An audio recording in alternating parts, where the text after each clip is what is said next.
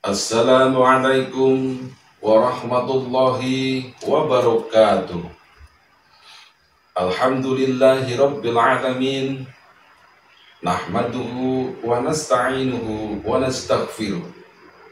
Wa na'udzu billahi min sururi anfusina wa min sayyiati a'malina. May yahdihillahu fala mudhillalah wa may yudlil fala hadiyalah.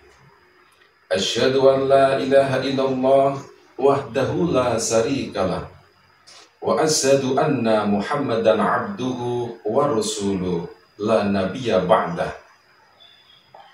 Qala Allah Ta'ala fi kitabihil karim, a'udzu billahi minasy syaithanir rajim, wa id ta'adzana lakum la in syakartum la azidannakum wala in kafartum inna adzabi lasadid.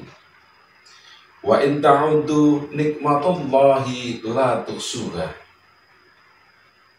Para pemuda yang dirahmati Allah, di pagi yang cerah ini, marilah kita panjatkan rasa syukur kita kehadirat Allah Subhanahu wa Ta'ala yang telah memberikan banyak sekali kenikmatan kepada kita. Nikmat Islam, nikmat iman, serta nikmat kesehatan dan nikmat-nikmat yang lainnya. Sebagaimana disampaikan oleh Allah di dalam Al-Quran yang saya bacakan tadi, barang siapa mensyukuri nikmatku, maka Allah akan menambah nikmat itu. Tetapi barang siapa mengkufuri nikmatku, kata Allah, sesungguhnya azabku sangat pedih. Dan apabila kamu ingin menghitung-hitung nikmatku, kata Allah, sesungguhnya kamu tidak akan pernah mampu menghitungnya. Para pemuda yang dirahmati Allah, pada hari ini dan hari-hari sebelumnya, saudara-saudara muslim kita di Palestina lagi berjuang untuk mencapai kemerdekaan. Nah, kita sebagai para pemuda sudah sepatutnya bersyukur di negara yang kita cintai ini kita bebas melakukan apa saja. Dalam arti kita mengaji, kita menuntut ilmu, tidak ada rasa takut. Kita mengamalkan hasil kaji, tidak ada yang melarang. Nah, itu salah satu poin yang patut kita syukuri. Kemudian yang kedua, bentuk dari rasa syukur kita kehadirat Allah Subhanahu wa Ta'ala tidak hanya diucapkan dengan kata-kata. Karena kalau kita mengaku sebagai orang yang beriman, iman itu adalah takriru bil lisan, diucapkan dengan kata-kata. Tapi yang kedua, tasdiqum bil qalbi, dibenarkan dengan hati kita.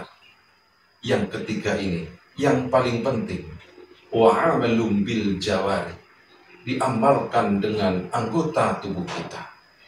Itulah kata Rasulullah kalau kita mengaku sebagai orang yang beriman. Kemudian poin yang ketiga, yakni wa'amalum bil jawari, diamalkan dengan anggota tubuh kita. Pada kesempatan kali ini saya mengajak kepada para pemuda, mari tingkatkan ilmu kita.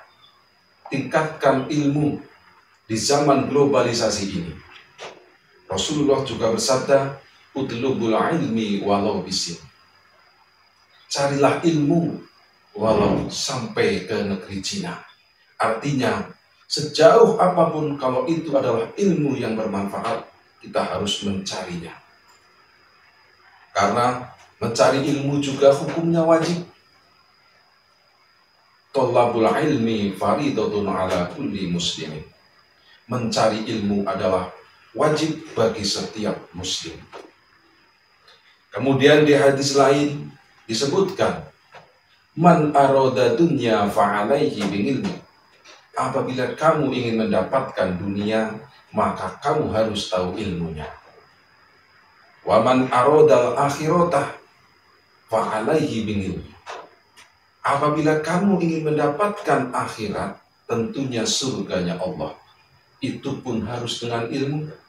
Kita harus tahu ilmunya bagaimana menuju ke sana.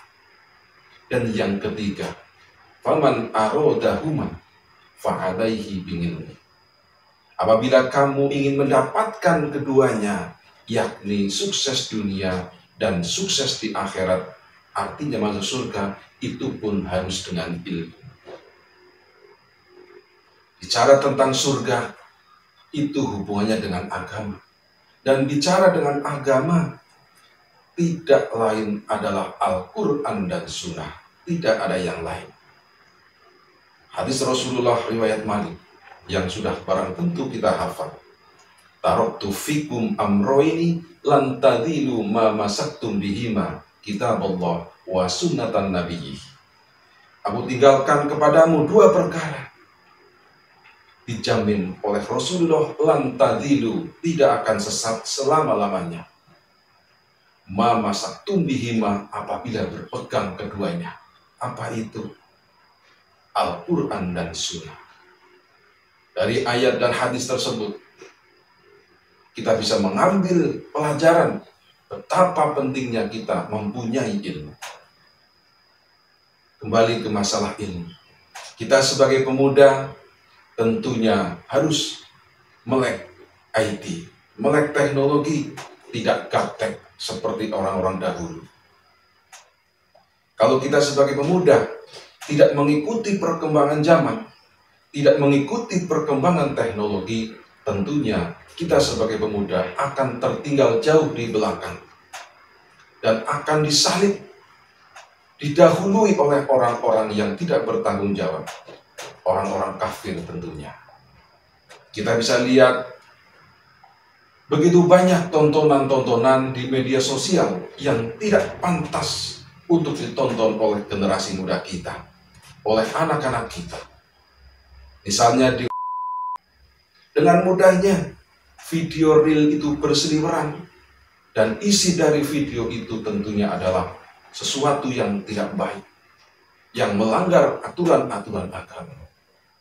Saya sebutkan, video itu biasanya yang muncul adalah para wanita-wanita cantik, para wanita seksi yang mengumbar auratnya. Para pemuda yang dirahmati Allah, seharusnya kita sebagai pemuda terpanggil untuk melawan hal-hal tersebut dengan hal-hal yang positif. Maka dari itu, yang qadarullah, Allah memberi kelebihan pada kita sebagai pemuda di dalam memahami teknologi, mempelajari teknologi, pintar, tidak gaptek, mari manfaatkan untuk kebaikan, untuk fisabilillah. Dengan cara apa? Bagikan hal-hal yang positif, yang ada hubungannya dengan Al-Quran dan Sunnah. Kita buat video reel yang isinya diambil dari Al-Quran dan Sunnah. Mudah-mudahan dengan kita membuat video-video yang positif sebagai tandingan untuk menangkal pengaruh-pengaruh negatif dari orang-orang yang tidak bertanggung jawab, akan sedikit banyak mengurangi atau melindungi atau menjaga generasi-generasi penerus kita jangan sampai dicekoki oleh hal-hal yang negatif tersebut. Ini adalah bentuk pengamalan di dalam Al-Quran. Karena Allah Subhanahu wa ta'ala berfirman, "Ku anfusakum wa ahlikum nar." Jagalah dirimu dan keluargamu jangan sampai tersentuh api neraka. Api neraka di sini adalah banyak sekali macamnya. Salah satunya yang saya sampaikan tadi. Dosa-dosa yang kita lakukan tanpa kita sadari, tanpa kita mengetahuinya, berseliweran di media sosial kita, di HP. Para pemuda yang dirahmati Allah. Kemudian, apa yang kita lakukan di dunia ini akan dimintai pertanggungjawaban oleh Allah Subhanahu wa ta'ala. Tidak hanya kita melakukan kemudian kita lepas dari tanggung jawab kita di hadapan Allah. Semua perbuatan kita, aktivitas hidup kita dicatat oleh Allah dan nanti akan diperlihatkan kepada kita di hari akhir. Maka dari itu Rasulullah SAW jauh-jauh hari sudah memperingatkan kepada kita bahwa berpegang teguhlah kepada Al-Quran dan Sunnah, dijamin kita akan selamat dunia dan akhirat. Demikian yang dapat saya sampaikan, kurang lebihnya mohon maaf. Rabbana atina fid dunya hasanah wa fil akhirati hasanah wa qina adzabannar. Assalamualaikum warahmatullahi wabarakatuh.